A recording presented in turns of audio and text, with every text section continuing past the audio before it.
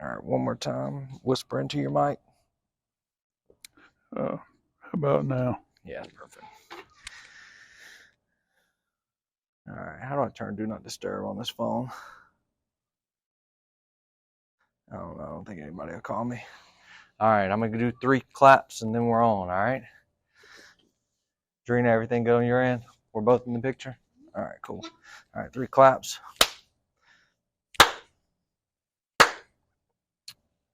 Mike Gaddis, Yes. introduce yourself. Well, I was born in 1942, which puts me in my 80th year now. Uh, the you know, I'm like most 80 years olds. I have a family that's important to me. I'm a husband, a father, a grandfather, and so that's I've been that. Uh,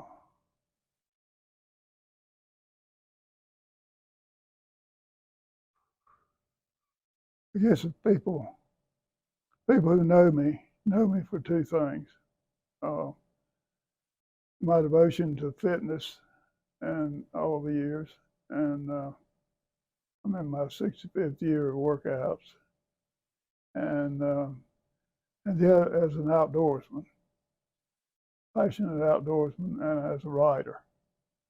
Uh, I grew up in Randolph County again, born in Asheboro, um, and the back then people families gathered on Sundays on the country porch on the old home place. That's just the way it was, and everybody hunted and fished then. I mean, it was just the way of life. It was subsistence and it was sport, and people loved it, and it was just the way it was. And so they'd sit on the porch and turn ice cream, cut watermelons, and tell stories. And of course, I being a boy at that point in time, they were fascinating to me. I mean, I couldn't get enough of it. And since everybody hunted and fished, a lot of the stories were about hunting and fishing. So I grew up that way, and I had an idyllic boyhood. I mean, I just had a storybook boyhood. I rambled with creeks and the rivers and the woods, and with a gun and rod. Uh, and so it started there, and my aunt and I had two. I had my biological parents, and then I had my maternal aunt and uncle who were parents to me too. Really, they raised me as much as my biological folks, and and they taught me a number of things. My aunt was an artist, and she did coats of arms. I'd stand by her shoulder and watch her apply gold leaf and silver leaf to heraldry pieces, coats of arms. And she loved music, and she taught me how to appreciate the fine things in life. Uh, Great music, great art, uh, special things that don't occur every day. And of course, my uncle gave me and my dad too, gave me a strong, and my grandfolks gave me a strong feeling for the outdoors. And it became a passion, and it's been my passion all my life. And it's led a lot of places. Uh, so that's uh, that's kind of the start of it. And I started at a point telling stories of my own and writing stories. That's the main thing I brought you, or I wanted to get you on here for. You've made comments to me that you don't like yourself. You like or not. You don't like yourself. You don't like telling stories about yourself. You're more of the just get up and kind of do it kind of thing. Talk about it later. But I know you, and just being around the gym, I knew you were a passionate outdoorsman. I know you've been into fitness a really long time, and so that's an important in our lifetime or my generation. We haven't grown up the same way. It's different generations, Right, different times. right, In your time, it was a lot of storytelling. Today, we don't. This yeah, is our avenue of storytelling yeah, because we don't get as much intimate time as right, we used to have. So I want to thank you for coming on and doing this first of all. And yeah, let's start with the fitness and then let's get to the outdoor stuff. Okay, okay, is that cool? So talk about the first time maybe you stepped foot into exercise or some kind of gym. What led you okay, to that? Lead me through that path. all right. I had a, I grew up in the 40s and 50s, and I had a neighbor. We had a neighbor that lived about a half mile from us, and he had a little white building out back, and I'd be over there from time to time, and I'd see him go out to that little white building, and it intrigued me because I didn't, I wanted, of course, I was curious, and I wondered what was out there. Well, one day he took me out there, and he had a little weight set, probably 110-pound weight set, just a bar, a few plates and a couple of dumbbells. And he said, if you'll do this, if you'll work out and get fit and stay fit, uh, you'll be you'll look better and feel better than 90% of the men in the world. And that impacted me pretty hard, pretty big. Uh, and so I started going over there and carrying me a peanut butter sandwich, peanut butter and banana sandwich.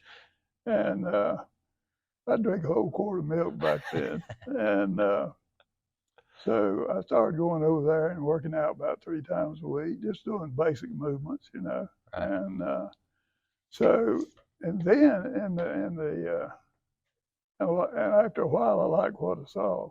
I felt better, and I thought maybe I looked a little better. Yeah. Hope so, anyhow. Right. And so I was, what he said really had a strong impact on me, and I remember it well, and I always have all my life. And so I started then, and I never quit. And in the 50s, also Chris, Hercules movies were Oh, popular. okay. Steve Reeves was Yes. an early bodybuilder. Gordon Scott played Tarzan. Okay. Both of them were bodybuilders. They weren't massive like Arnold or Sergio or but they had great symmetry and muscularity. And Steve Reeves was my idol. Yes. And I went to every Hercules movie, and I wanted to look like Steve. So I just kept working at it and working at it, and gradually I saw results I liked. Began to see something. It was enough to get you hooked for Yeah, life. yeah. Uh, Talk let's talk about that a little bit because some people they get into the gym and get out of the gym. How is it that you've stayed so persistent and so consistent all of these years? Well, that's another thing I found about during that same time. I was in my formative years, really, and so back during that same time, I found something one day that basically said it was a list of traits that made successful men, successful people, and probably the main one was self-discipline. The difference between success or not is self-discipline. And so I cut that out and put it on the wall in my workout room. And that's another thing people would tell you about me, I think. People who really know me is that I'm strongly disciplined. Uh, I, I just don't let go. I keep trying. But so that was another little impetus, a little bit of inspiration. And so through my high school years, I was 15 when I started lifting out in that little building. Okay. And he said, "You're starting just right. This is good for you. You're starting right." But he was coaching me a little bit. And then in high school, I got a little more serious about it, and really. But I worked out in that little building for 2 or 3 years, and just doing basic movements with that 110-pound set. Right. And so that got me started, and I always looked at every workout as an opportunity to be better. All through the years, I just said, keep it professional. Don't try to get cute with it. Just do what you can, but work at it. You've got to. And the old adage, no pain, no gain. It's true. I don't mean you injure yourself if you can avoid it, but it does mean you got to push yourself some. You can't just coast through it if you want to get better. So all those things played into it, and I got to go back and say this about them. I married my high school sweetheart. All right. And we're 63 years now in a romantic tryst. And 58 years married, and we went for 5 years steady before we married. So anyhow. Congratulations. And she's always encouraged me and been very supportive to me about everything I've ever done. And so we've had a great marriage. It's been great. All right.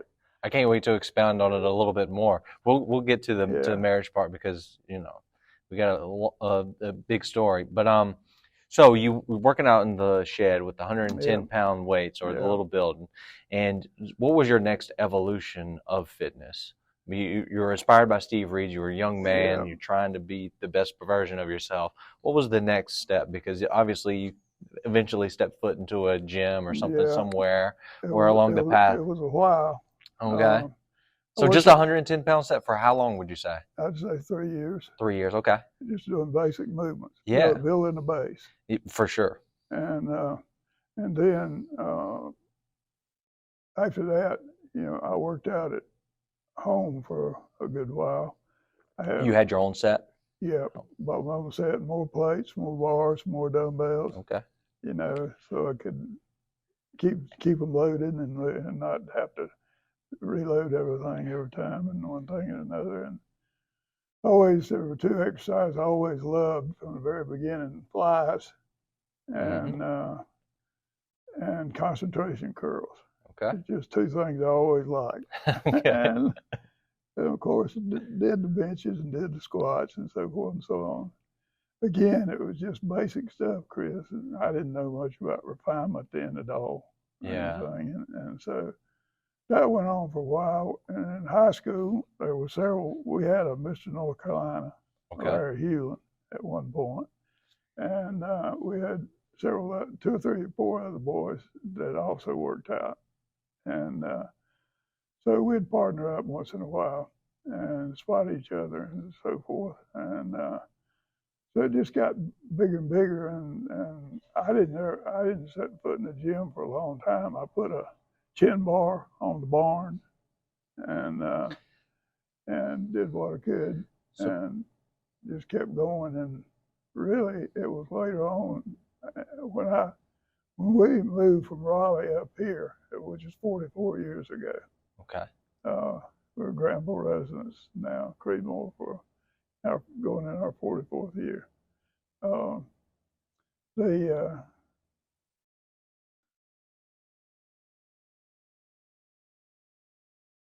Sorry. Stepping into the gym the first time, and you came into Granville County? And so there were gyms in Asheboro. Okay. And so back then there was one with an oldest circuit and one thing. Okay. I started diversifying a little bit, but I always kept it pretty much free weights. Basically, what you're saying is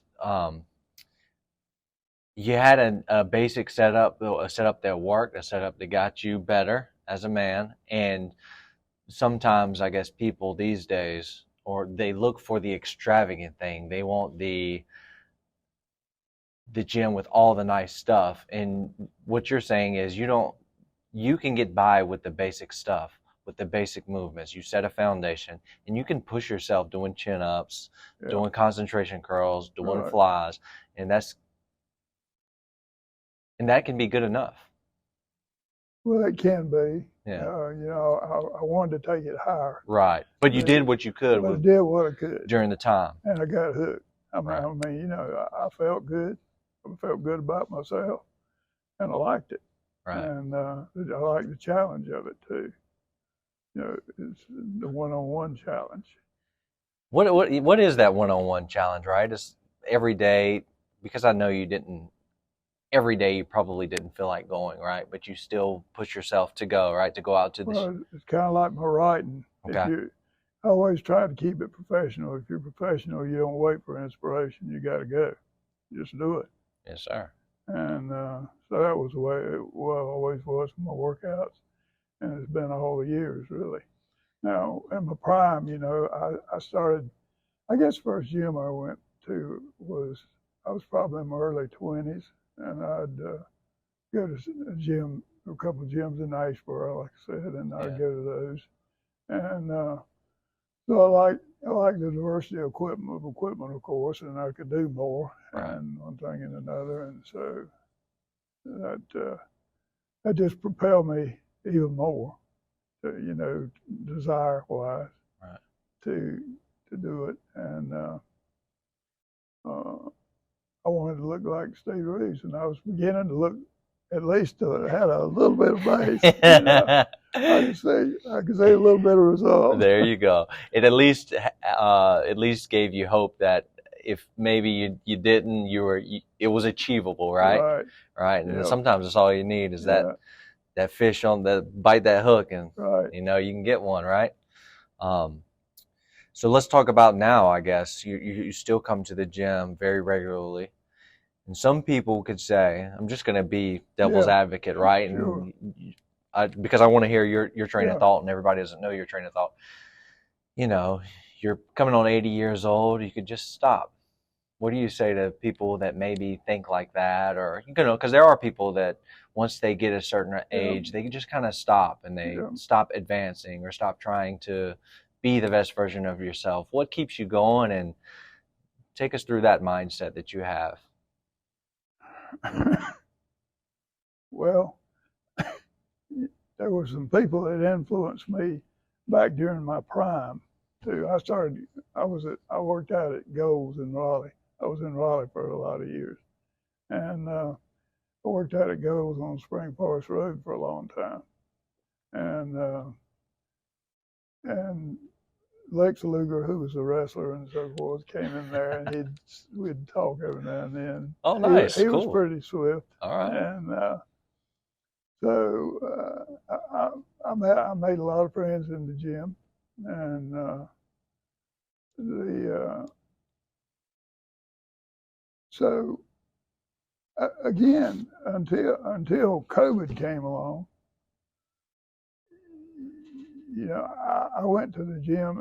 Mike Mincer, I don't know where you remember him. I know Mike Mincer. Yes, Frank Zane was another yes, sir, Frank Zane. Idols. I have Steve Reeves poster in the back there. Yeah, and Frank. And Frank, yep. Frank Zane was, of course, as you remember, he was once or twice Mr. Olympia. Yeah, once or twice, but he was. And, but that chest suction he had and lat spread was God Almighty. And the tightness of his waist. Away. Yeah. Man. He wasn't huge, but he was just refined. And I didn't have the genetics to be an Arnold, of course, but I could be a Zane maybe. Right. So, and I keep throwing things in, Chris, but these people were all inspirations to me. And so we bring it down to another thing is I've always felt working out has been a major part of my health plan all the years. I mean, I've always felt it's the best thing you can do for yourself, and beyond that, it's fate. And I've had a few things happen because of fate, I guess, but I'm still north of the grass at this point anyhow. And so I have the same mental set that I've always, I just can't do as much now. I have to be. I can't push myself like Mike Mincer, as you may remember. His big thing was you don't have to do a zillion sets. Do one max set. You can't go to max but one time. Right. And so, but I always made that a part of my program. I'd go, I might do 3 sets or so forth, but I always went to max and went to failure. And so I just, it just became an ingrained lifestyle to me. And it's priority. I haven't missed a workout in 65 years, except when I was traveling with a magazine. And I mean, you can't find a gym in the Salou in Tanzania. It's kind of hard. But I'd find one where I could and work out when I was on the road. But that was about the only time I ever missed a workout. And then when I got back, I'd fall right back in and so forth. But at this point in time, I've never lost that. You got to try to be the best you can be. And that may not be an Arnold or a Sergio or whatever. God knew Sergio was massive. You got a picture of Yeah, I him right do. there I too. do. Yes, I do. Yeah, but it was just a thing with me. It's been a life priority, lifestyle fitness. Yes, sir. Bodybuilding in the main. Never got into powerlifting. Not built for it really, Right. and didn't want to. I wanted to be svelte and muscular. I wanted to have muscularity and definition, and so that's what I trained for. And I still feel that way. I mean, I don't know how long I'll be able to do it, but I'll do it until I can't anymore. Yes, sir. And I get down nowadays because I'm not 50 anymore. I can't do what I did back during my prime years, of course. But and mostly nowadays, I just do the Cybex circuit. But I'm going to be here as long as I can.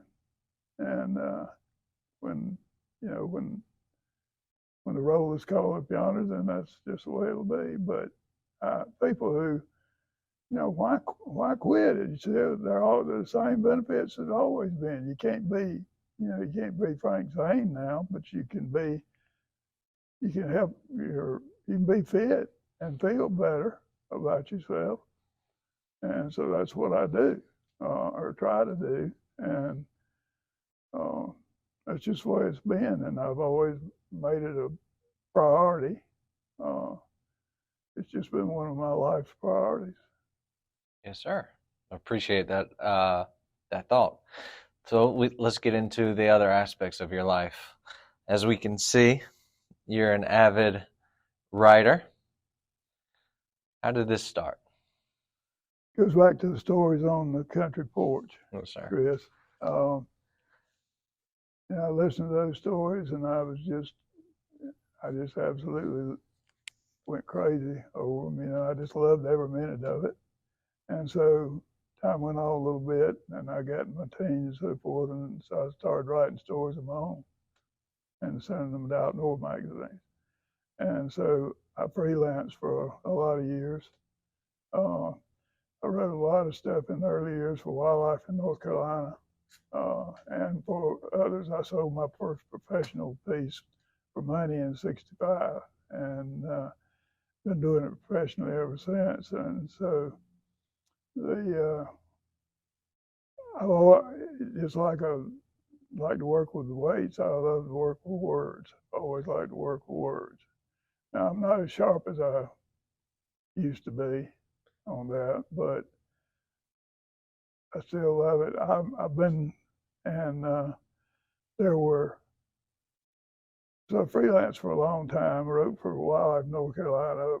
I sold a piece to Audubon one time for $2,000. That was my best thing at that point in time. That was way back in the '60s. Mm-hmm. And so the time went on, and I just kept putting words on paper, and wrote both fiction and nonfiction. And so, in I had a I don't talk about this a lot, but I had a 30-year career in state government too, with the Office of State Personnel. And so I left that in '94, and it it gave me a floor to work from, and so I could concentrate full time on my writing then, rather than just do it part time in between the cracks. And so there was a magazine, Sporting Classics, which is published out of Columbia, South Carolina, and it started it's in its 42nd year now, but it started in 1981, and I knew it from the beginning, and it just was a train going my way. I liked the quality of it. It's top flight magazine, and so I sent them in piece in '94, and they subsequently asked me to do a regular column, and which I started doing, and I'm still on the masthead 27 years later.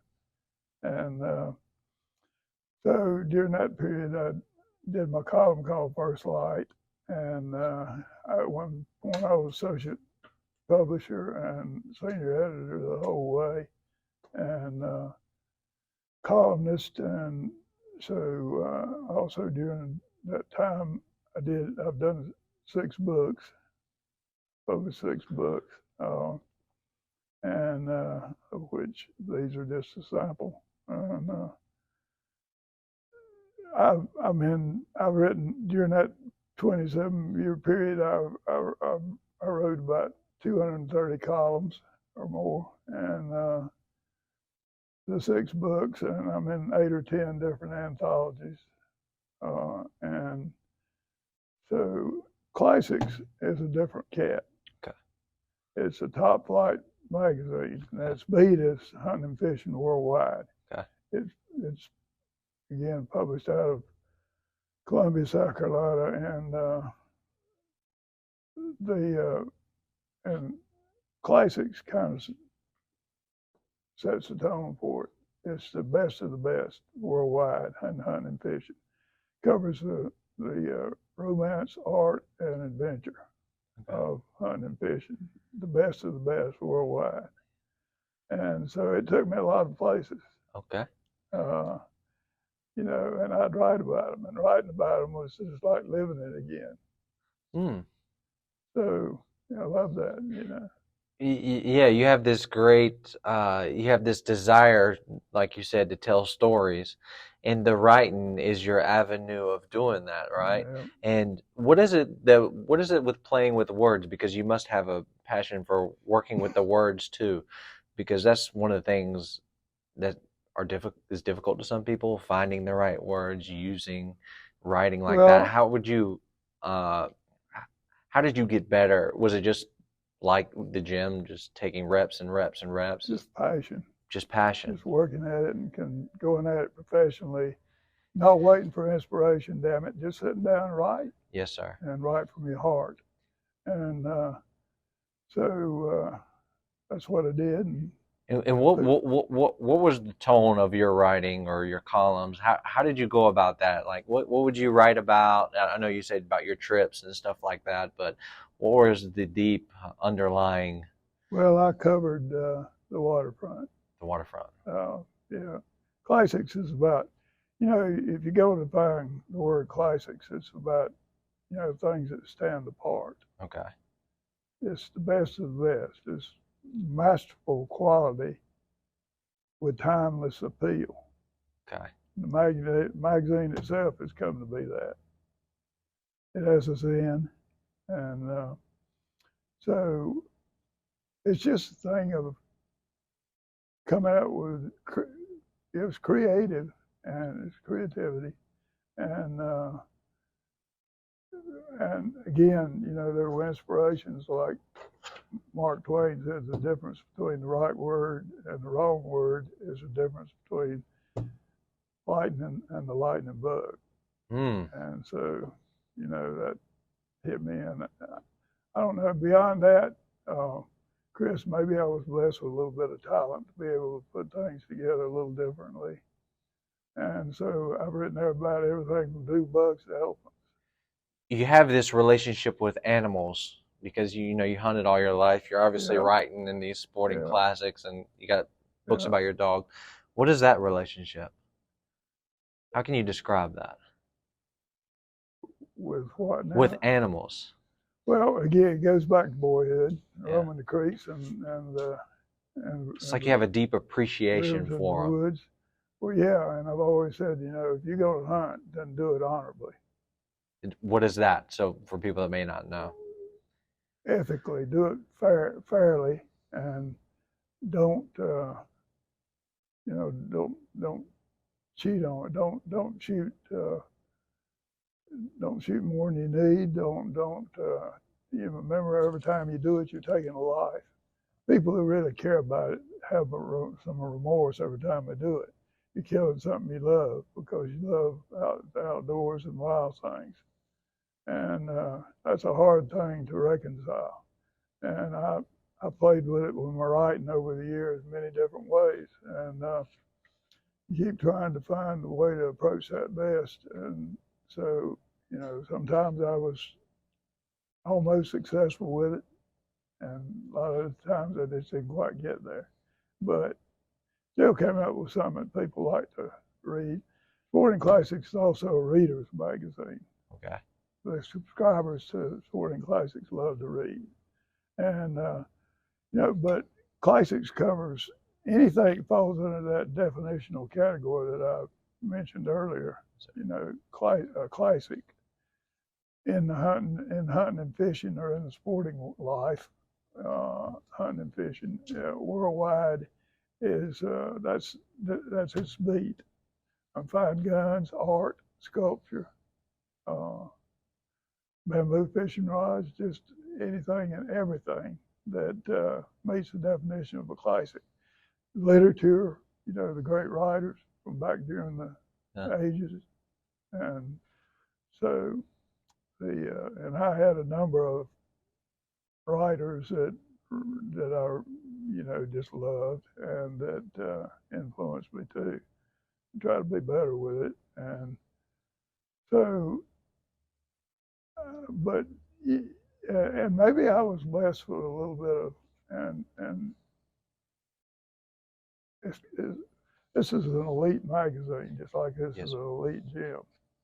It's not arrogance; it's just passion, Right. you know.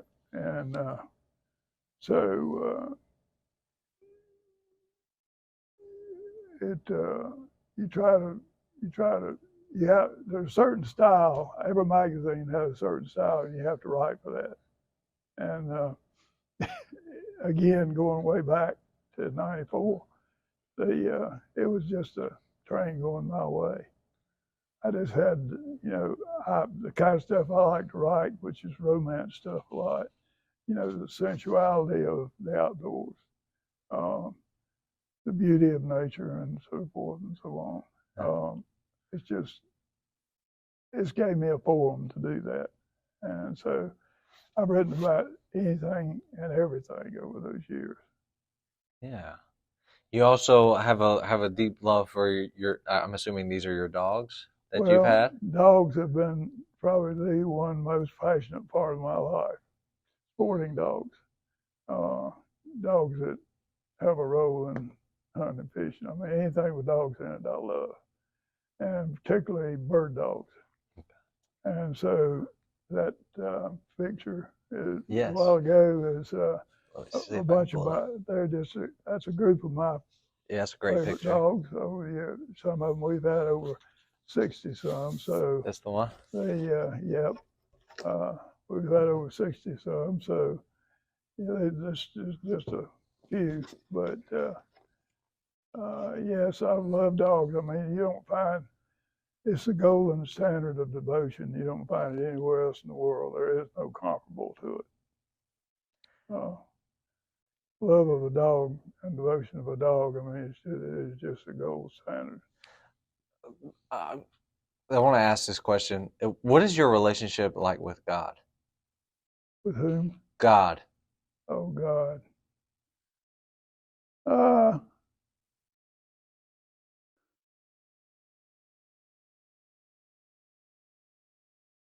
I've seen too many things happen outdoors and in my life that were more than coincidence to think there's not a God.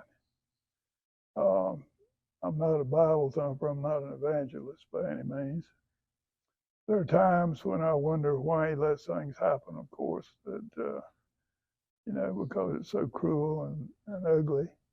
Um, so I'm devout, but I'm not a Bible thumper Yes, sir. by any means.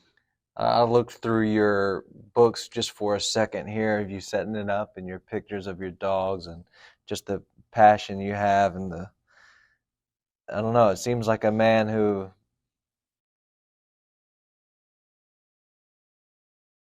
has a higher understanding of something, or it's like you're putting something on pen to paper that the normal person maybe isn't seeing.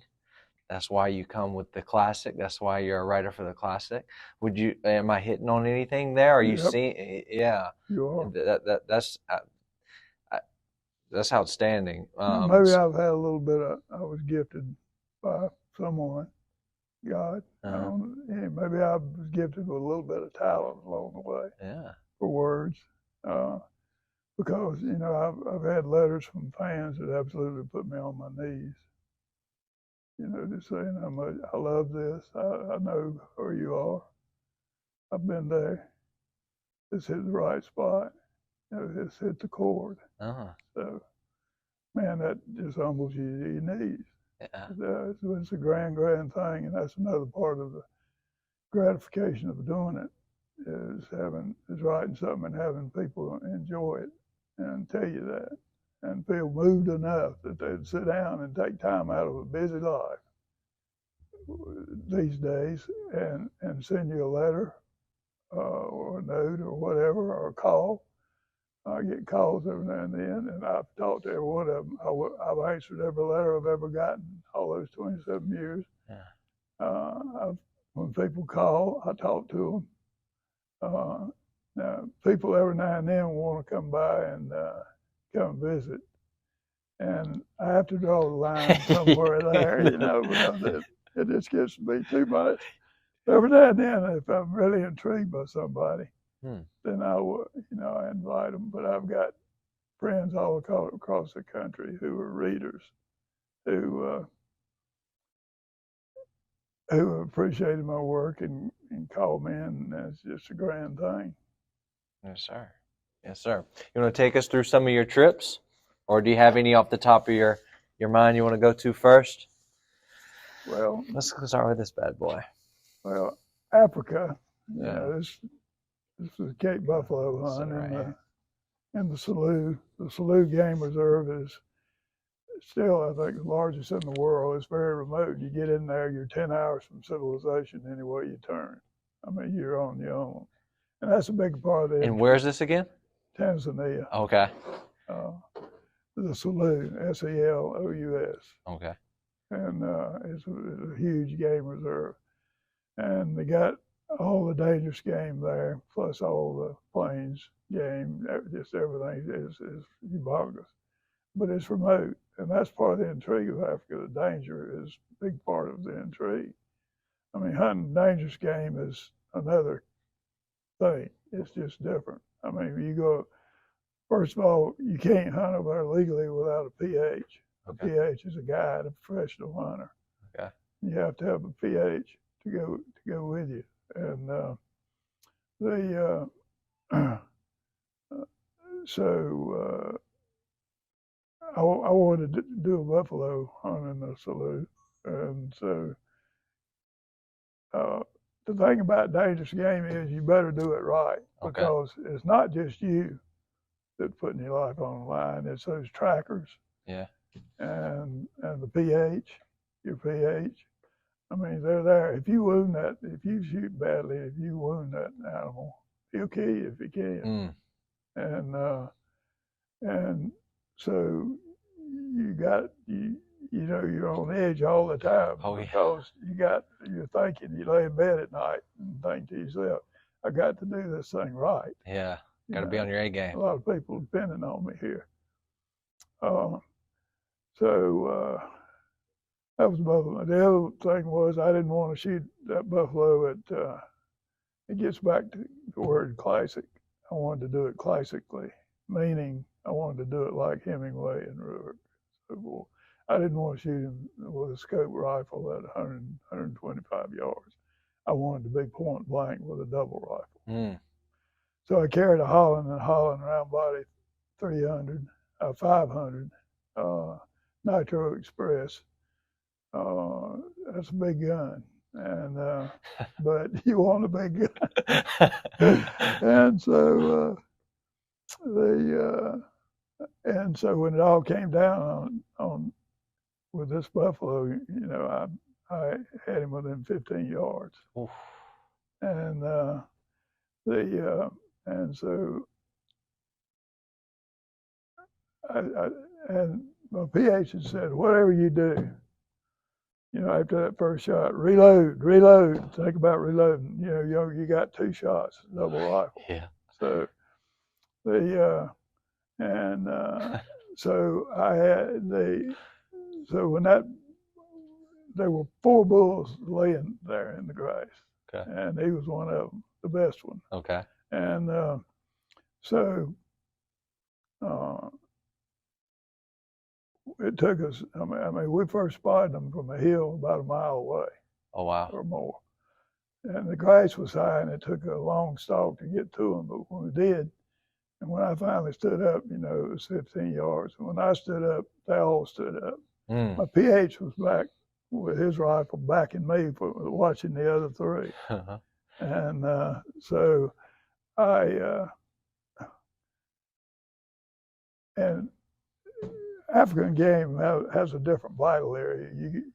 It's lower, and it's near that front leg. It's not like North American game. It's a little different. So, he kept harping, telling me, shoot low, right, feet in right behind that leg. Okay. And so I did that, and when I shot him that first time, he went down and immediately started getting up again. And when he did, and I don't like to talk about technicalities, but when he did, you got to know your shots too. And when he did, he whirled and presented his rear to me. And so with the other shot, with the second shot, I shot him through the spine in the back, and it broke him down. So then I had to go up and administer a coup de grace, a final shot, kill him. And then the trackers, there's a lot of ritual with this.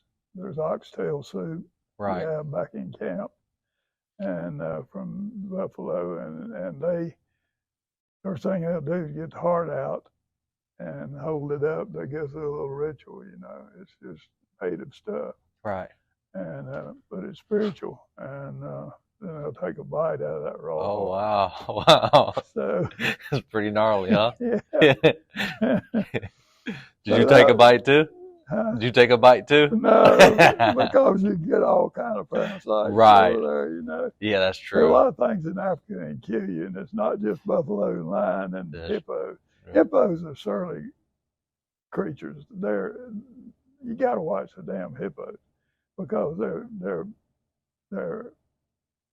just ugly and mad all the time. Yeah. And particularly if they're away from water and out on land, which they'll get out and graze, and you'll run into them. And so sometimes you have to shoot them out of necessity, but you try to avoid it any way you can. And elephants, a mother with a calf, she's watching that calf like anything. She don't want no. And so you're all the time, you're on edge all the time, just watching for things. But Africa is just a spellbinding place. It just really is. There's another adventure and another thrill around every corner of the trail. Good. Now let's get to it. Let's get to the next one. Yeah. Let's get to the next one. Here we go. That was about this bad boy right here. Let's take this one down. Replace it with this one. This was a black buck hunt, and that's what that is, a black buck. And where is this this? was in Argentina. Okay. In the Buenos Aires province, and on a ranch there, and so those were my guides, and so that that hunt was. They're beautiful animals. He looks more red here than he was when they're mature. They're almost jet black, okay. And the sun is kind of taking this one out of kilter, but they're beautiful animals, and so. Yes, sir. Argentina. Yes, sir. And I loved Argentina. I went there a number of times. From everything from ducks to black buck and Sitka deer, and so I mean they got waterfowl hunts down there that are just out of this world. They blacken the sky, literally, and so. And then the big dove hunts down there. I mean, talk about blacking again. I mean, they fly from roost to feed, and you can shoot all day long. I mean, around here, of course, there is no limit, and they consider them pests down there. Okay. And the other thing is that occurs with those doves are parakeets, and they hate the farmers hate parakeets, and so. The parakeets come in droves, and it's raining lime ice cream when they do. I mean, they want you to shoot them. They get mad at you if you don't shoot them. And but taking a life is getting back to the spiritual aspects of it. Taking a life, any life, is a heavy thing. I mean, that's. And the older I've gotten, the more serious it's become with me. I never liked it. I mean, I did it because I love the hunt and so forth. But nowadays, I don't like to kill anything, and I'm getting more and more like that. And so I'm getting old myself. I'm seeing the end of the line. I can see the horizon, and so. I don't want to take out. I think to myself that this, there's going to come a day when it'll be a day kind of like today, especially in summer, in autumn, which is my favorite time of the year. There'll be a day when it'll be just that beautiful, and I won't be in it. And that's just the fact of life and death. And you can't have life without death. And we all got it to face sooner or later. But I think about that with wild things that I've loved. It's a dichotomy, it seems, to kill something you love. And it is. And more it wears on you over the years. And it does me. I think if you're a sensitive man, if you're not bloodthirsty, and some people are, they just want to kill everything in as much as they can. And but if you're a sensitive man, there comes a time, when you're not a 15-year-old boy or a 12-year-old boy with a BB gun shooting robins out of a cherry tree. You just don't do that anymore. And parallels all down the line.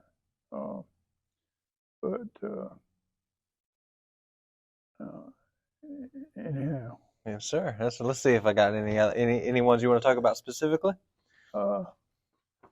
This was a good one. This one? Yeah. All right, I'll put it up right here. That was Alaska, and brown bear, which are coastal grizzlies. the biggest in the world. Dangerous animals too. Yep, they are. And you talk about a mother with cubs, they can get mad. Sometimes they'll charge you from 300 yards. Mm-hmm. And of course, you're trying your best not to kill them. But this was a hunt off an interesting hunt. There's a master guide, and a master guide in Alaska is one that, has earned his stuff. He's top notch.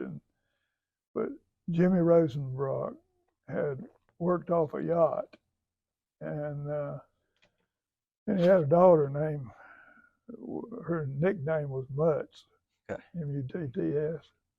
Alicia was her name, but that's her in that picture. She was my guide, and so and we had a number of close calls. I mean, we first day we were out, we're up there. They got a thing called Devil's Club, and it's just a thick, a dense, spiny weed that grows up, okay. has big leaves and all, and you work through that a lot of times. You can't see 10 feet in front of you, and so by the second day we were out, on hunt. This was a 7-day hunt. It went a little longer, and we about the second day out, we were watching this fork in the creek. You get off the yacht and get in skiffs and go back. This was Admiralty Island, and you go back in up these little creeks, and everywhere you see these dinner plate size prints, Oof.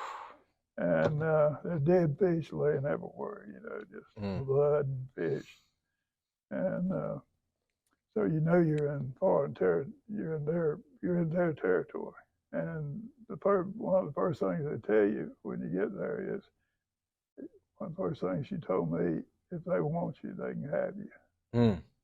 Because of that, you can't stop them in that stuff if they really. And about the second day in, all of a sudden we were up on a hill, picking our way through that Devil's Club, and all of a sudden, a bear started woofing, and it was bad. I mean, it really pissed off down the hill and down on the creek, and you got a little closer, and through that, and so we both had the safeties off the rifle, and just waiting to see what happened. And so, and when it all comes to head, I mean, a hunt like that, you have two or three occasions, nearly always, when you have close calls. And so one time we were sitting on a root ball over a creek, and we were watching a fork down here where they knew big boars stayed and are used. And so all of a sudden here comes one, and he comes out and he comes up and he comes up to the tree we're on. We're up about 12 feet high on this root ball. Huge spruces up there, huge. And so we were on the roots of that thing, about 12 feet high. Well, here he comes up the root, and I had my rifle on my feet, just pointed, didn't know what going to do, and so got up there, got to the top, and looked at us hard, and this was about 6 feet, and so, and then he just, I mean, he tightened up, and so then he just kind of rolled away, rolled his shoulder, rolled off, and went back down, and went on and off. And that time we had a mama bear with 2 cubs, and they got within about 30 yards of us. And if those cubs had bawled, got scared of anything, it would have been on. And I said, well, what are we going to do here?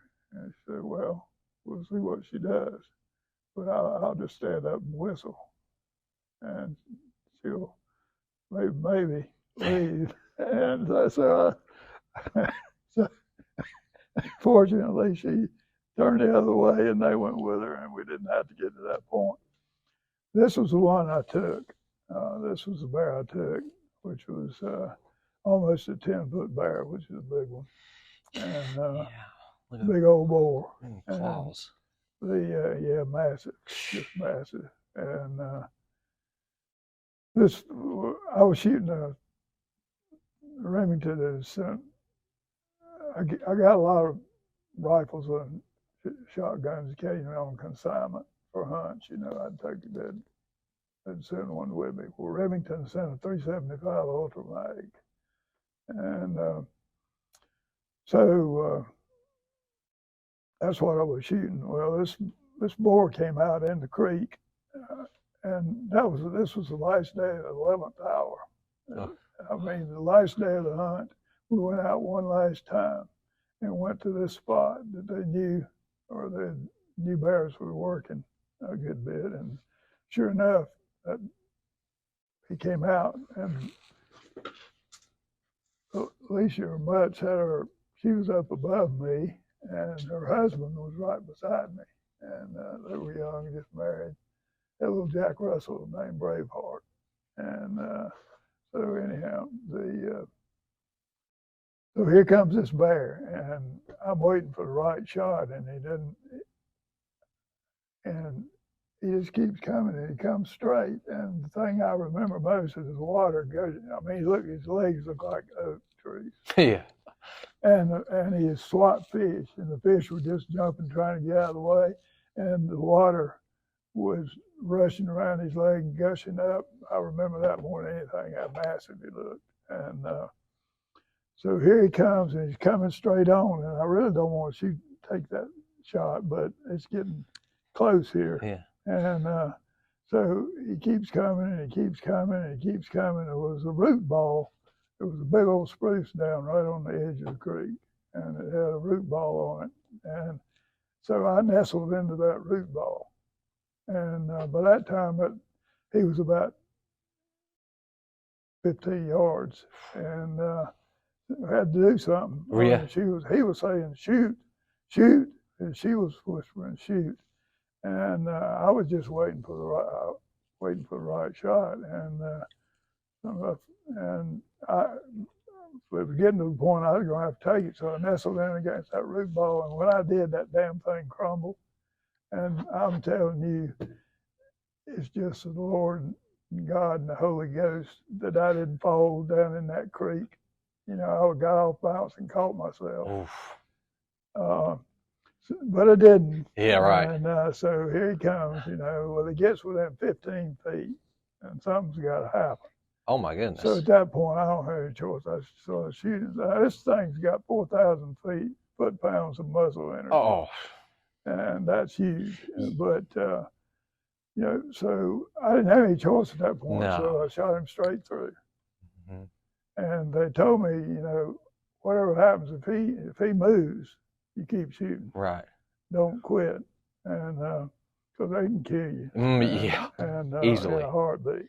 And so he went down to this little island he was on in the stream. He collapsed, and he immediately started getting back up again. And he turned, and this time I shot him right behind the shoulder, and went down again. And be danged if he didn't start getting up again. So I shot him the third time.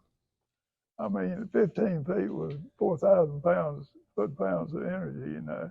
And so that time it put him down for good. But, you know, I got up there, and those creatures are so magnificent. I mean, they're just magnificent. And I actually cried when I got up there, you know, for having killed him. And I never did want to kill another one. Wow. That's enough. I mean, you couldn't get a better hunt than that. You couldn't have scripted it any better. Yeah. One and done. Yeah. So that was that one. Yes, sir. And, yeah. Fishing, of course, is been a big part of it too. And this is a sea run brown trout. and the trout come up and they were stocked in the 30s. Now this is Patagonia, lower Argentina, right above Antarctica. The Rio Grande Okay. River, which runs Argentina and Chile, and we were on the Argentina side, but those fish will come in. You know, they were stocked in there way back in the 30s, and they go to sea, and then they come back every year to spawn in the river. Mm. And so in the pools, and it's a world-class fishery with fly rod. I mean, it's just grand. And so, and this was really I don't remember exactly how much that fish weighed, but It looks big. you know, you don't talk inches down there, you talk No. pounds. Yeah. And I ended up catching a 27-pound fish on the fly rod, and but that was just one of them. That was a smaller one. If you had to choose one, hunting or fishing, which one? Well, I grew up, go back in history again, Chris. I was right there whenever Ray Scott started the Bass Angler Sporting Association. Of course, you know what bass fishing is now. Right. Well, It's huge. Yeah. I mean, I was right there. I was an original member of Bass and so forth. And so I fished all over everywhere back then, bass fish particularly. And it was just my thing. And so I did an awful lot. It was a lot different then. In a lot of ways, to me, better. There weren't as many people. You didn't have to fight 15 boats to get to one place and so forth and so on. But I always loved fishing too. And then gradually down through the years, I started getting to the point that I gravitated towards hunting more than fishing. And and when I did go fishing, I wanted to go somewhere really, really exciting. You know, like I went to Salto in Mexico, which had, I mean, they thought the next world record, which would have been 22 pounds something, would come out of that lake. It hasn't, as far as I know, but you know, 10 pounders were common, 10, 12 pounders and pound fish. And so I spent time down there trying to get one. And then there was lakes get hot around the country. I spent time in Texas on Lake Fork, which at one point was just red hot. And again, the Department of Natural Resources in Texas actually had a bunch of rearing pools. They were trying to grow the world's record too. And but people thought the next world record would come out of there. And the world's record was caught in Georgia in 1932, 22 pounds, 4 ounces. Now, the transplanted fish, they took Florida strain bass, which are a bigger strain of fish. They get bigger and so forth, and moved them to California and put them in those trout ponds out and lakes out there, and they had foraged and just could eat themselves silly. And it grew like crazy. And every now and then you'd hear an account of somebody caught one bigger than 22.4, but they never could. It never could validate it in a degree. And so the magazine, a couple of years, would do an April Fool story, run New World's Record. Yeah. And got a big kick out of that. But anyhow, I love fishing still. But if nowadays, if I'm going to fish, I'd like to do it somewhere that's really beautiful. Like, I mean, that stretch between British Columbia down through Idaho, the Snake River, and on down to Yellowstone, through Wyoming, the Tetons, and oh God, that's gorgeous country. You've traveled a lot. And a fair bit. Yeah. And so, you know, I made several trips to Africa and,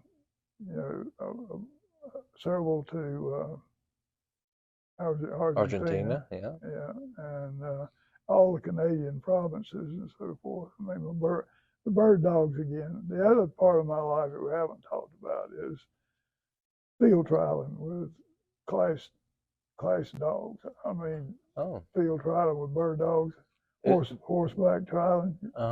describe that. We have was basically it's a race to the birds. Okay. And but the thing about it, and so you run them in braces, 2 at a time, Okay. with judges and a gallery, meaning audience, is riding on horse. This is the top echelon. I mean, there are a number of different levels of field trials for bird dogs.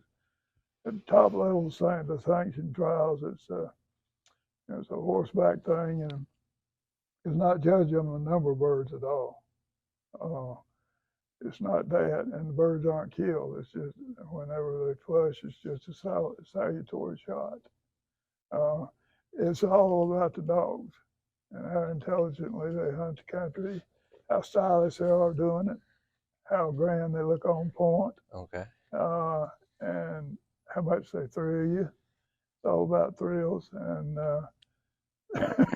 at the so I got in. I was in that for all up down the East Coast and out to Kentucky and beyond, and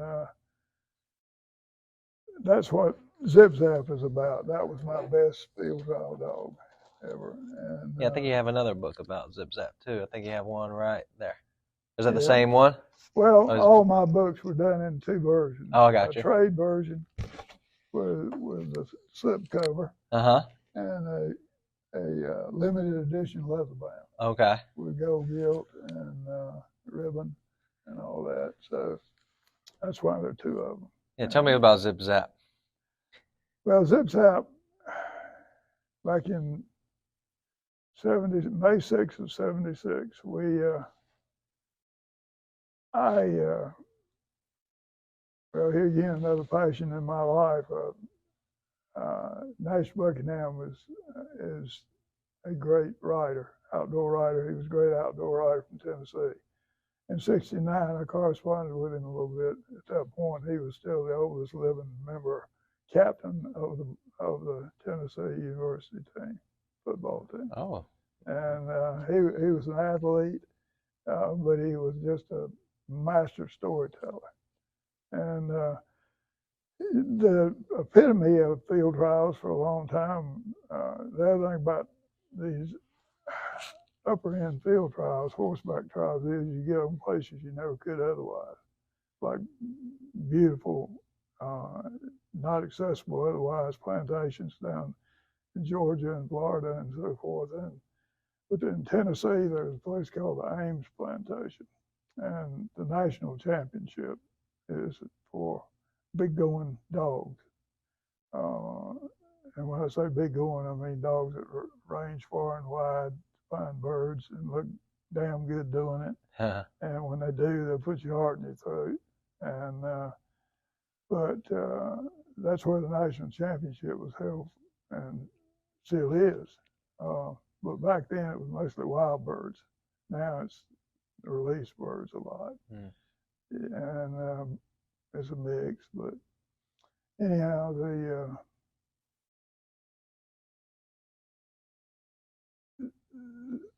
Zip Zap was a litter of and her call name was Pat, and but this is a memoir of those years with her, because we went all over the country to top flight field trials, and we won some, we lost some, and but she was always in there, somewhere. We always had a chance, and she's just an outstanding, just phenomenal dog. Fast as greased, it's just unbelievably fast. And grit, good God, just heart and determination. I mean, it inspires you all the way every time she's down. What's the process of training a dog to do something like that? I mean, I'm sure it's a...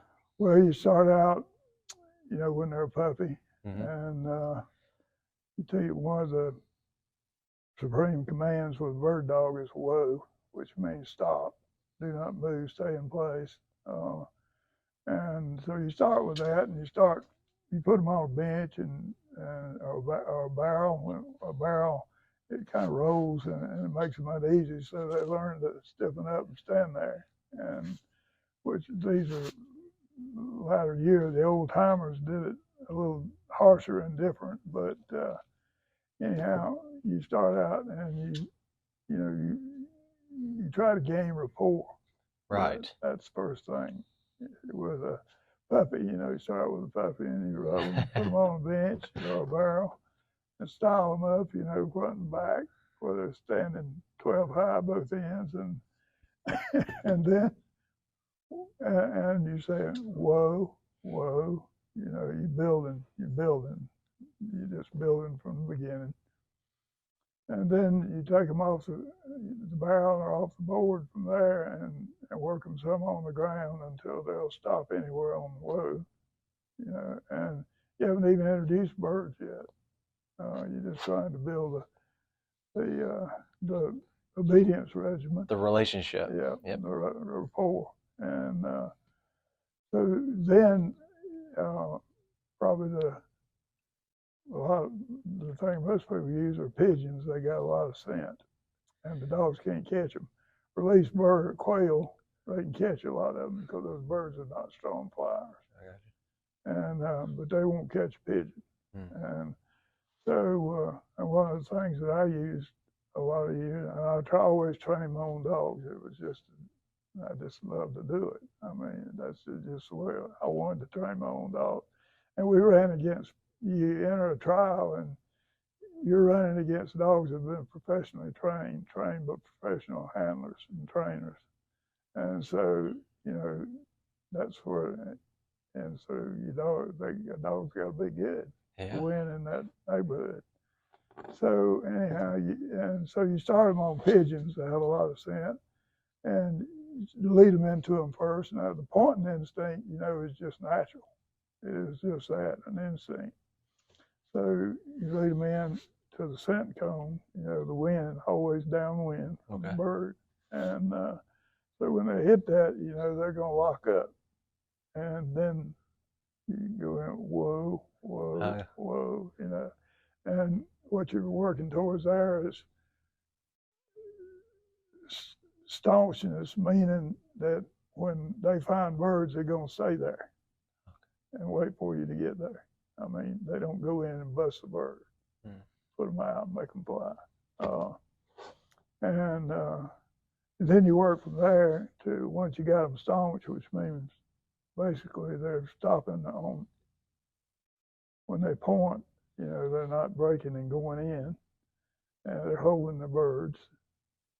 And so then you start working on steadiness, because in those top horseback trials, they got to be steady to wing and shot. In other words, when the birds get up and the shots fire, that dog's got to stand there just like, he's got to just be there and not move. And that takes some doing. And some dogs fall into it better than others, and some dogs take a lot of work before you ever get them to that point. But Zip Zap just had the natural ability and the speed and the style and everything to win in that kind of company, and did a fair bit. We didn't win every one of them, and we didn't win the national championship, but we did win. We did win a championship. You were in it. We were in it. Yes, sir. I did that for about 35, 40 years. And now comes the end of the line. We've got 5 dogs now. Over through the years, we have, a lot of times we'd have 18 or 20 in the kennel. Now we're down to 5, and on the other end, we're not going to get any more. We don't breed anymore, and I have got some good dogs. I've got 2 setters that are out of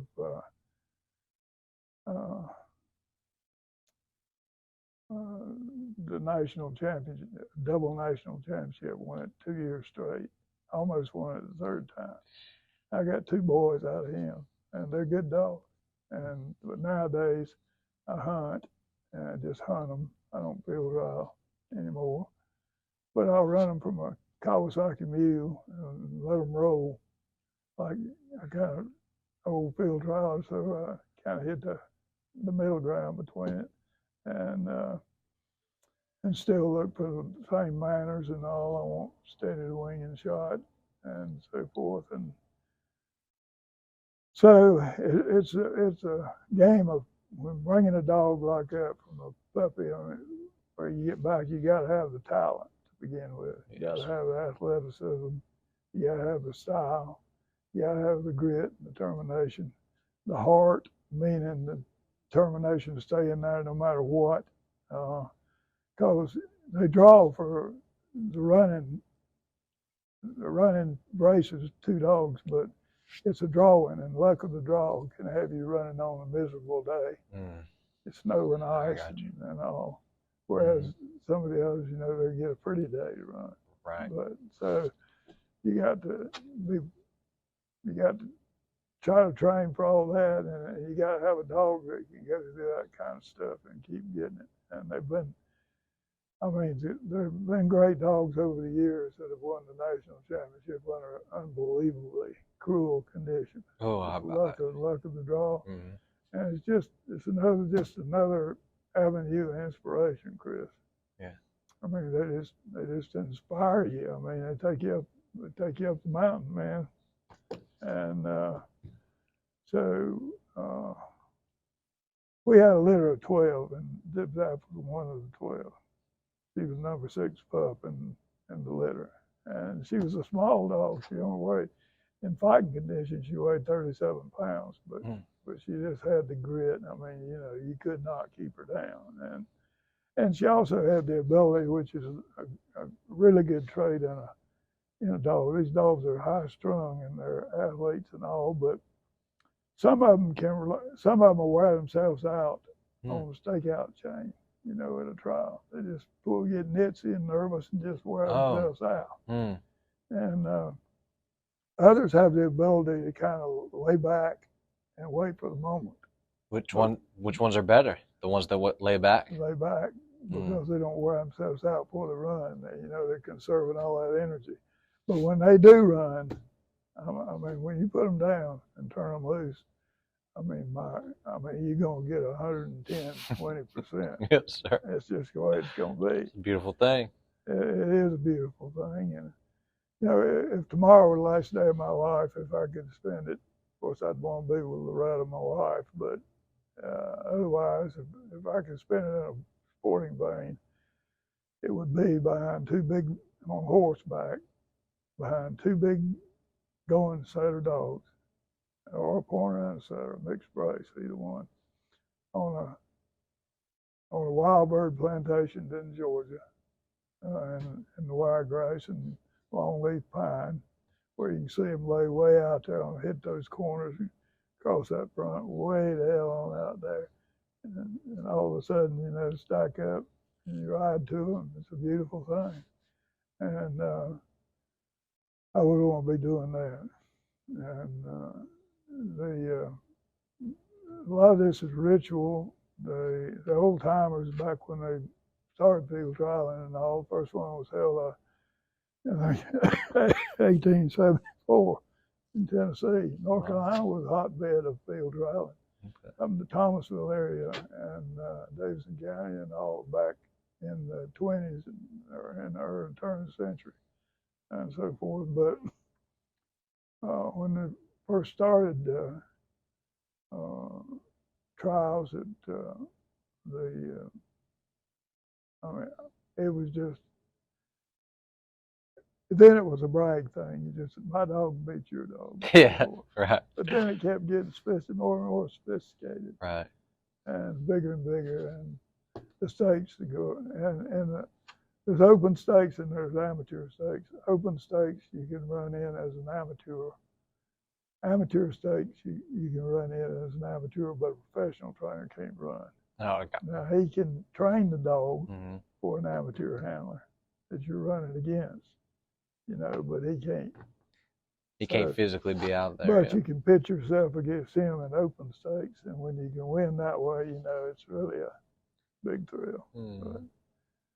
So that's just another part of my life that was hugely important. Um, another thing of passion. You know, you live your life, and for me at least, there's eras. You go through eras when you're passionate about one thing for a while, and then you may never leave it, but it'll wane a little bit, and then you'll move to something else or whatever. And my life has been probably, if you had to mark the eras in it, it would be you could do it with the dogs. Okay. This was the era of Zip Zap. This was the era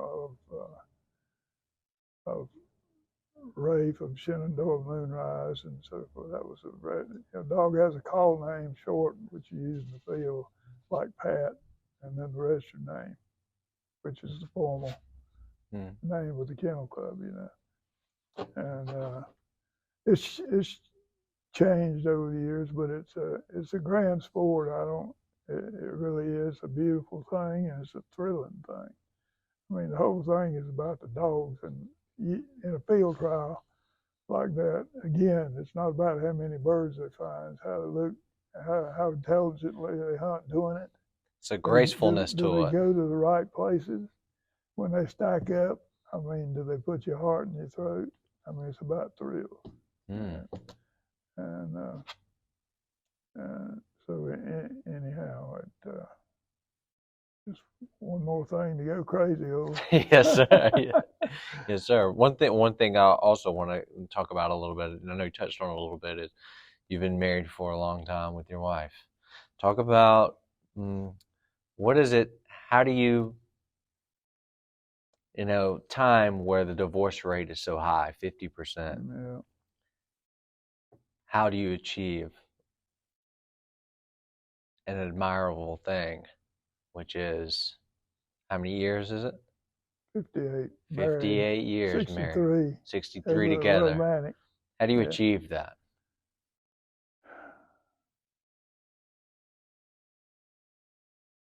It sounds hackneyed, Chris, but it gets down to it sounds hackneyed, but commitment again. Love Story, the book and the movie and all, and that famous saying from that, love is never having to say you're sorry. Bullshit. Always, if you're in the wrong, say you're in the wrong, and don't waste a lot of time doing it, because it's going to eat you up. If you're, and you're gonna have arguments over things. It's just life, and but always at night try to end the day with a kiss, and love changes. It becomes. I mean, the hormones are going wild, when you're dating and going through all that, but all that tones down, it becomes a more beautiful thing of commitment and so forth. And not that you don't quit being intimate, but it's just different. And but I don't know. I don't know what to say. If you love them and really love them, if it's true love, then you're gonna work it out, because you feel so bad if you don't. You can't live with yourself. Yes. And so you work it out and swallow your pride. Pride's a hurtful thing, and particularly in marriage. And so you swallow your pride and do what you have to do to make her feel better, and let her know that I was wrong. Yes, sir. And not that you always will be wrong. Sometimes you have to admit you're wrong to reach peaceful ground, Yeah. you know. But I don't know, Chris. That's pretty much my take on it. Yes, sir. You also a family man. Yeah, How tough was that to manage all of this and the family and everything like that? Was that a tough thing for you, or was it? gets back Yeah. to love and having a good woman. I mean, who will support you. And she used to go with me. You know, I always loved the dogs and the horses. And and she went with me on a lot of field trials. And back whenever our daughter Melanie was little, she'd go with us and too. And over the years, they finally started growing up and they started going shopping, doing girl things, you know, and got away from it. But I look back now and at 80, you know, the things that it's not only about doing the things you're passionate about, but it's the things you got to do to make ends meet day to day. Taking care of the place, and you know, keeping the house up. You know, just one thing and another. And it seems like there's more of that now than it's ever been.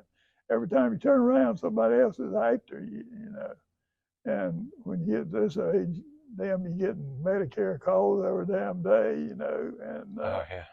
I mean, it drives you crazy. All kind of junk scam calls, Yeah. and so I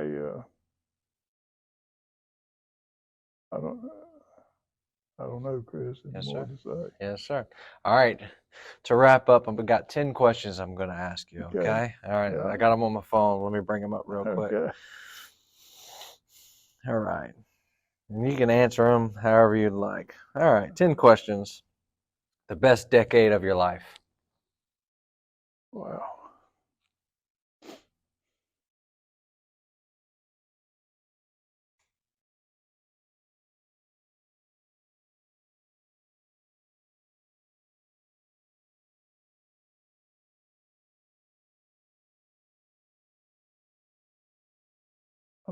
Probably my 50s.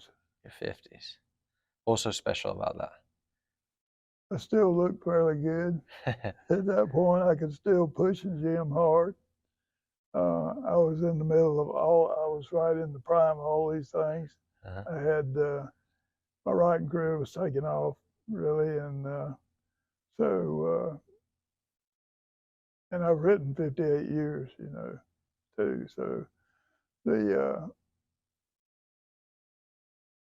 it just was a good time. We had life together. We had enough money, you know, make ends meet. We weren't rich, but weren't paupers either. Yeah.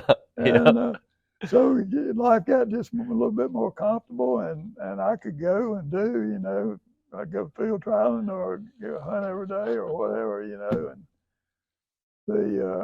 and not long after that, I retire was never in my vocabulary and never will be. Aspire is, and so when I was able to leave state government, I aspired. You know, I could devote full time to everything, and writing particularly. But the so 50s, Yes, sir. I had a poster made at 50, and with me, I've got a little 300ZX, that 50th anniversary model that they made only a limited number of, and so I had a picture with me that I was in pretty good shape then. I looked pretty fair at least, Chris. All right. You know, I don't know that was Steve Reeves, but I wasn't. You weren't too far off, I were wasn't Laurel and Hardy, you? and so life was just together. Okay. It was comfortable. It was more comfortable, but I could still do anything and everything I wanted to. No health issues at all, and you know, I could still climb trees and do whatever, Yes, sir. and ride horses and do anything I wanted to do, and give the gym hell. So Yes, sir. All right, number 2. Some of these I wrote before the podcast, and so I know them, so I'm going to change it up. Your favorite book you wrote?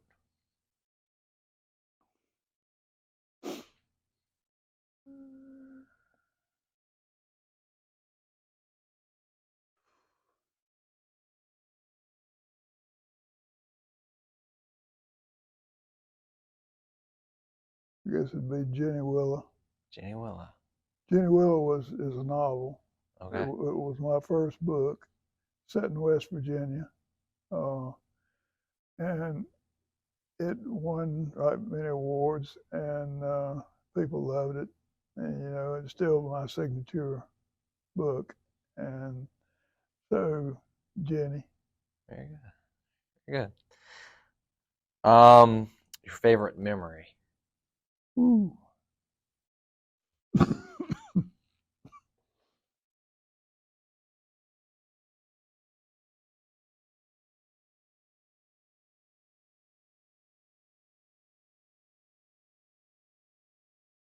Gosh.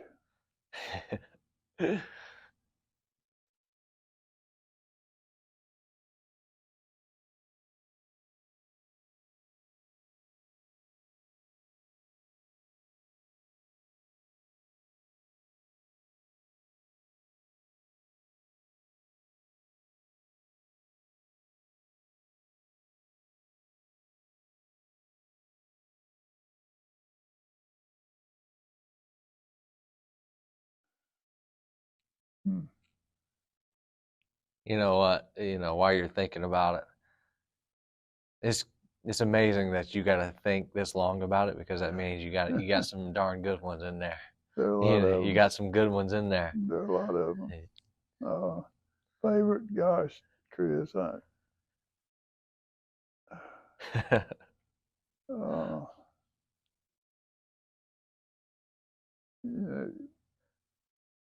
it would be days with my dogs. Particular days, particular finds on birds. Yeah. And but gosh, there's so many. I mean, Africa. I love sitting on the. I mean, I'd get a granola bar and some hot tea and go out at daylight. First light. That's the name of my column all the years too. Okay. But I'd go out and sit on the veranda there in camp and listen to all the wake up sounds of an African morning. And so that ranks way high up there. And yeah, I remember my wedding day, and that was great too. But it would be times outdoors. I remember sitting on in the Sierra Madres in Mexico, which the high mountain range down there. And you climb way up high in the mornings to get above the game you're hunting or to get to it. And so just, oh God, and then elk. Oh my Lord, elk are just the marrow of the wilderness. And one of my all-time favorite memories always will be. And again, those elk go down to feed at night. They'll go down to the meadows off the mountains, and then once daylight breaks, they'll start working, taking those bulls, taking the harems back up the mountain, and spend the day until they go down the next night. It's kind of their cycle. And but God, so you climb up there in the dark, with all this that huge sky, we're talking Oregon or Montana or whatever, and huge sky, and all those stars and all, and it's pitch black, and you fight your way up the mountain, and pretty tough going. Because they live in high, rough places, a lot of them. But you get up there, and you stand up there, and oh my God, you hear one bugle over here about half a mile. You hear one answering over here. you just stand there in the dark and you feel the hair, Hmm. raise on your neck. And it's just, so that's a favorite memory. But there are a lot of them. Yeah, I could tell. It took you a while to kind of. One of the lines that I wrote one time was, which I think about a lot, is that,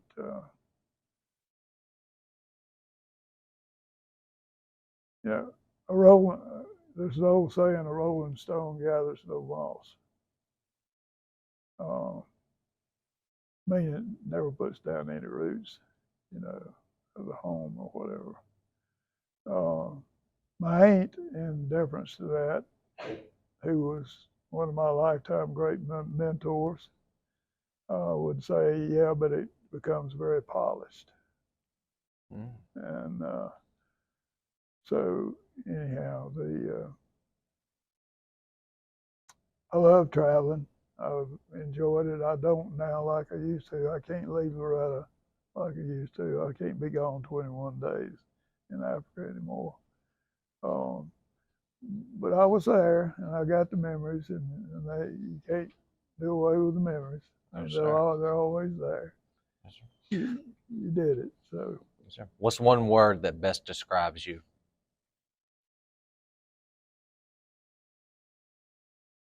I think it would get back. Uh,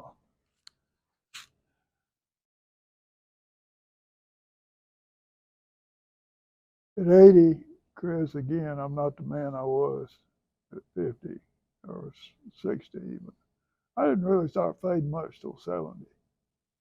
Even in the gym, I was still pretty damn strong.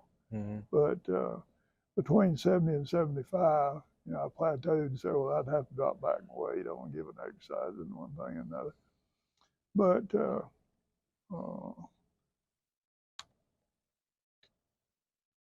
if I had people, I think people who know me and have known me over the years would say it gets back to that thing on self-discipline. Disciplined. Disciplined. I would say that. Yeah, that's a good word. That's a good word. All right. What's your favorite food? uh, Homemade spaghetti. Oh, I love some spaghetti myself. Yeah. Sir. And back whenever I was at North Carolina State College for between 60 and 64. It was a college still. The first year I was there, and then the university system came along, and it changed to NCSU. Okay. But then it was a college still, and of course the sheep worshippers over at UNC call it New Year. We didn't care. They you could get out of Raleigh in 5 minutes back then. Oh, I mean, wow. you could be Cary, all that Hemlock Bluffs and all that area out there. We hunted and fished all over that. You could be there in no time, and so it was just so different. Old Raleigh, I loved a lot, and so God, of course, that's changed hugely. The so anyhow. I lost my train of thought on Yeah, the we're talking about question. spaghetti. Your Oh favorite yeah, food? spaghetti. Yeah. And it's not a fancy version or anything. It's just a basic version. But Loretta's made it all the years. We have it every Wednesday night, Oh, nice. Still. and I look forward to Yes. Wednesday night. All right. Uh, The next thing, what's the part of your day you look forward to the most?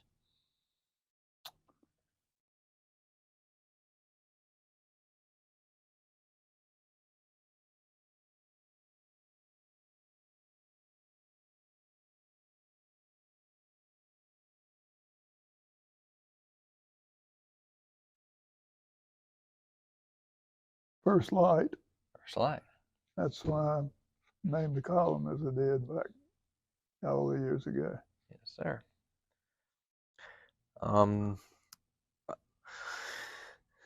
All right. Two last questions. All these years, what's been your why? Why do all these things? Why?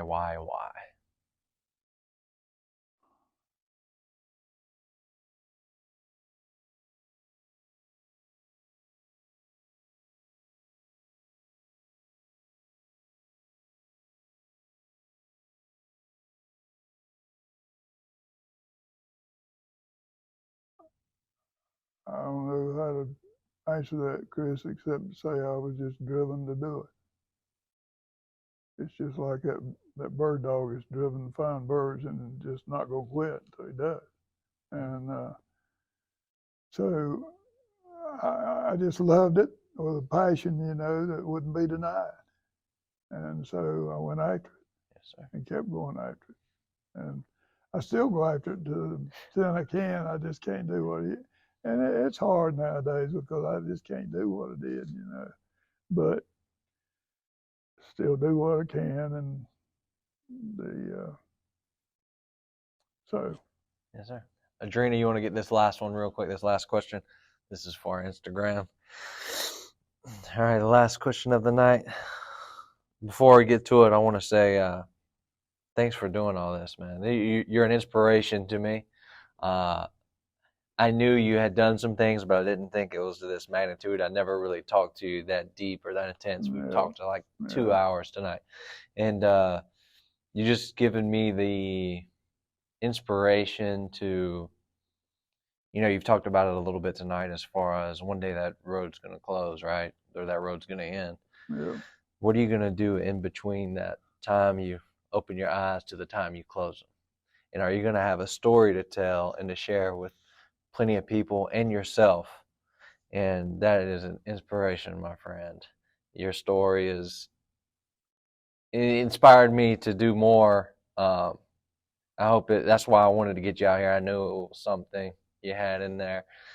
And I want to say your effort, your time, all in between is appreciated from me. Well, thank you, Chris, and Yes. thank you for feeling that I might be interested enough to do this, and I appreciate that. Yes, sir. Yes, sir. All right, last question. If you have one message to give the world, what would it be?